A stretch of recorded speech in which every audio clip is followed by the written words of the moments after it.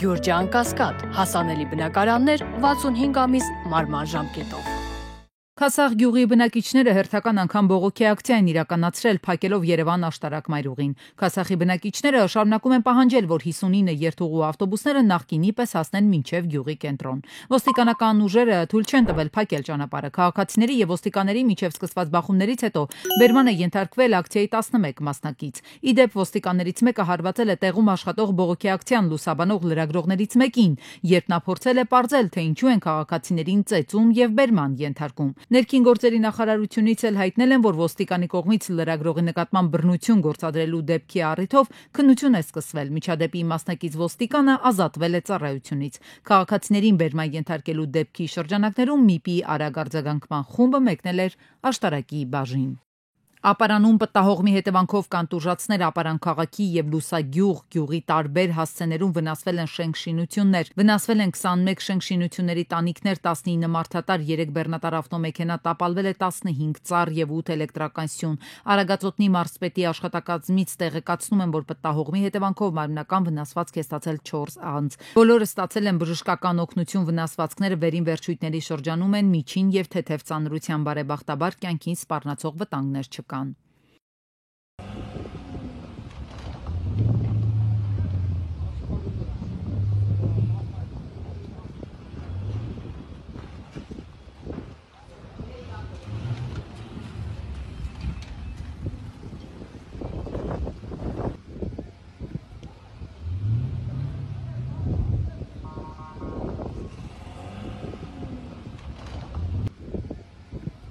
Ամենայն հավանականությամբ օգոստոսի 1-ից սկսած QR կոդերը, ուղղետոմսի թղթային տարբերակները այլևս չպետք է գործի։ Այս մասին Երևանի քաղաքապետարանի գործակարգավարական խորհրդակցության ժամանակ ասել է Տիգրան Ավինյանը։ Թերհավաքագրման խնդիրներից մեկը հենց դա է, նշել է Ավինյանը։ Թղթային տարբերակով QR կոդերի, այսպես ասած, վերացումը պետք է ապահովենք այս ամառվա ընթացքում, հետևաբար թելսելի մեր գործընկերների հետ հասկացեք, որ ամսվանից սկսած ամենայն հավանականությամբ երևի օգոստոսի 1-ից սկսած թղթային տարբերակով այլևս չպետք է գործի QR-ները։ Խնդիրներից մեկը մեր նաև դա է։ Thank you very much, excellent. Great to see you. Ադրբեջանում որոշ շրջանակներ, այդ թվում նաև երկրի ղեկավար Ալիևի մակարդակով Հայաստանի ինքնիշխանության 60%-ը շարունակում են համարել արևմտյան Ադրբեջան։ Փաշինյանն ինքն էլ է համարում, որ սա տարածքային պահանջ է Հայաստանի նկատմամբ։ Փաշինյանն իր պատկերացումներն է ներկայացնում այդ իրավիճակից դուրս գալու ելքը երկու երկրների միջև խաղաղության պայմանագիր ստորագրելն է։ Փաշինյանը այս զրույցի ընթացքում հայտնեց, որ խաղաղության պայմանագիրը Ադրբեջանի հետ նախատեսվում է ստորագրել մինչև այս տարվա վերջ։ Հարցազրույցավարը Փաշինյանին հարցնում է խաղաղություն կնքել ցանկանալու ֆոնի վրա ինչ տպավորություն է ստանում Փաշինյանը ադրբեջանական կողմի հետ։ Conversation was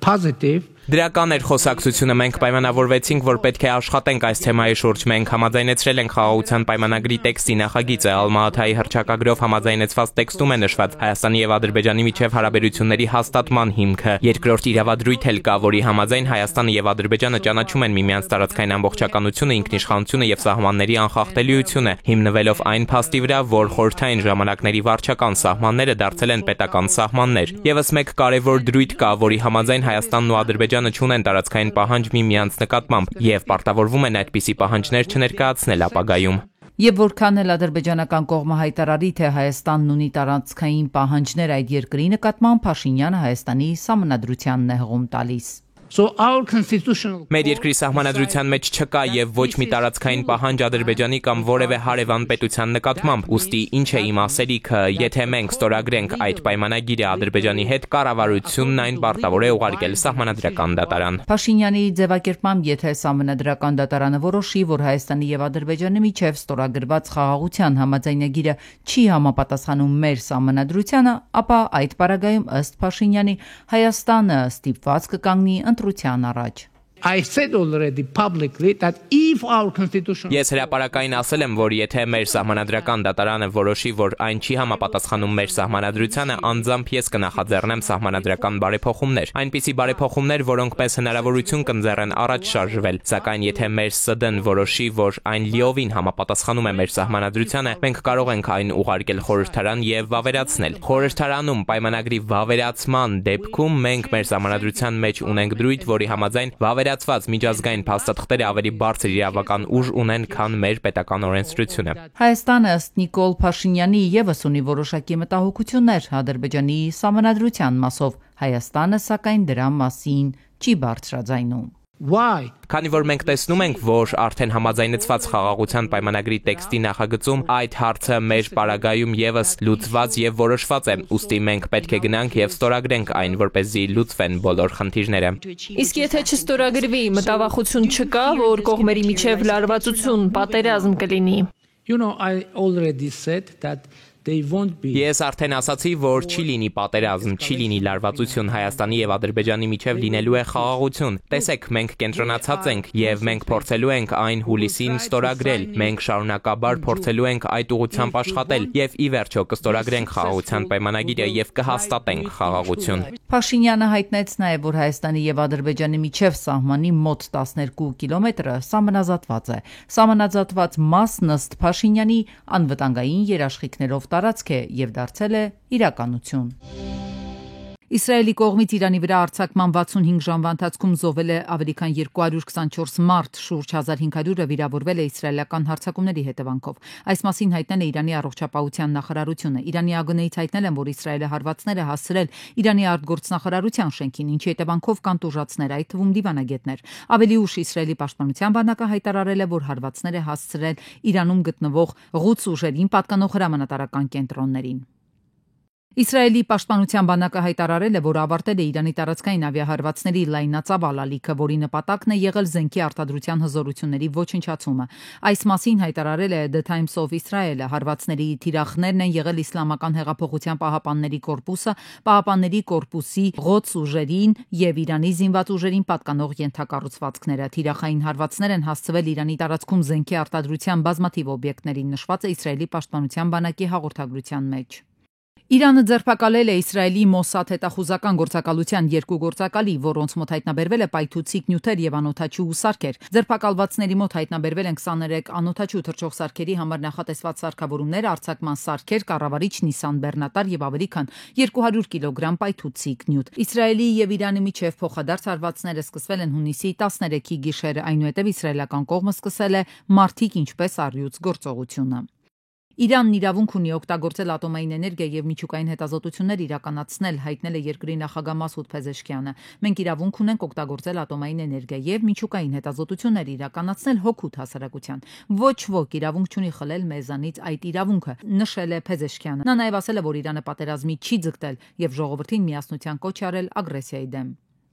Առավոտյան Իրանը հրթիռային արձակումների նորալիք է սկսել Իսրայելի ուղղությամբ ամբողջ երկրում հնչել են օդային տագնապի ազդանշաններ։ Իսրայելի կենտրոնական հատվածներում իրանական 4 բալիստիկ հրթիռների հարվածներից զոհվել է 374 մարդ հոսպիտալացվել է։ Այս մասին հաղորդել է The Times of Israel-ը։ Թել Ավիվում մոտակայքում գտնվող Պետահ Տիկվա քաղաքի իշխանությունների փոխանցմամբ իրանական հրթիռները հարվածել են 20 հարկանի բնակելի շենքի, վնասելով 4-րդ եւ 5-րդ հարկերը։ Ըստ արտակարգ ծառայությունների հաղորդագրության շենքում ամենայն հավանականությամբ ոչ ոք չկա, սակայն փրկարարները շարունակում են որոնումները։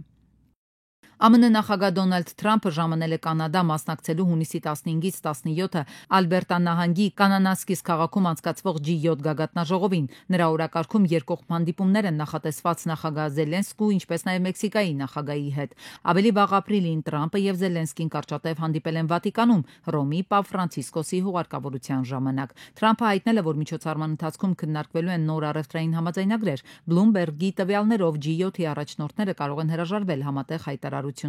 Թրամփի հետ տարաձայնությունների պատճառով։ Ֆրանսիայի նախագահ Էմանուել Մակրոնը հայտարարել է, որ Ռուսաստանը չի կարող միջնորդ լինել Իսրայելի եւ Իրանի միջև հակամարտությունում։ Ռուսաստանը ներգրավված է բարձր ինտենսիվությամբ հակամարտությունում եւ անտեսում է ՄԱԿ-ի կանոնադրությունը։ Այն չի կարող վստահելի միջնորդ լինել, նշել է նա Գրենլանդիայում։ Մակրոնը նաեւ հայտնել է, որ Ֆրանսիան կմասնակցի Իսրայելի պաշտպանական գործողություններին, եթե Իրանը հակազդի։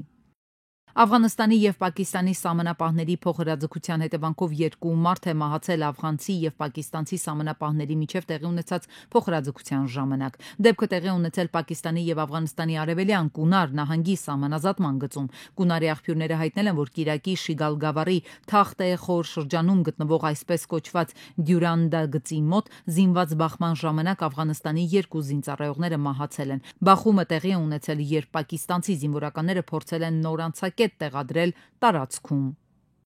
Քիշնևում անցկացված ԼԳԲՏ երթը, որը քաղաքապետարանի կողմից արտոնված չի եղել, ուղեկցվել է ոստիկանության եւ շքերթի հակառակորդների միջև սկսված բախումներով։ Հնարավոր բախումները կանխելու եւ երթի մասնակիցների անվտանգության ապահովման նպատակով ոստիկանությունը մեծ ուժեր է կենտրոնացրել։ Նույն այդ ընթացքում ուղղափառ հավատացյալների շարասյունը սրբապատկերներով եւ խաչվառներով Մոլդովայի ուղղափառ եկեղեցու գլխավոր վանքից Քրիստոսի ծննդյան տաճարից շարժվել է դեպի երթի անցկացման վայր։ Ոստիկանները սակայն արգելել են նրանց առաջ շարժվել հավատացյալ սկսել են ոստիկաններին ամոթանք տալ ու փորձել ճեղքել ոստիկանական պատնեշը։ Հնդկաստանում հին կամուրջ է փլուզվել, երբ ավելի քան 100 զբոսաշրջիկ փորձել է սելֆի անել։ 100-ից ավելի մարդ վնասվածք է ստացել կաչոր զոհ մի քանի անհետ կորած։ Որոշներին էլ քշել է Ինդրայանի գետի հոսքը, դեպքը տեղի է ունեցել Պունե քաղաքում։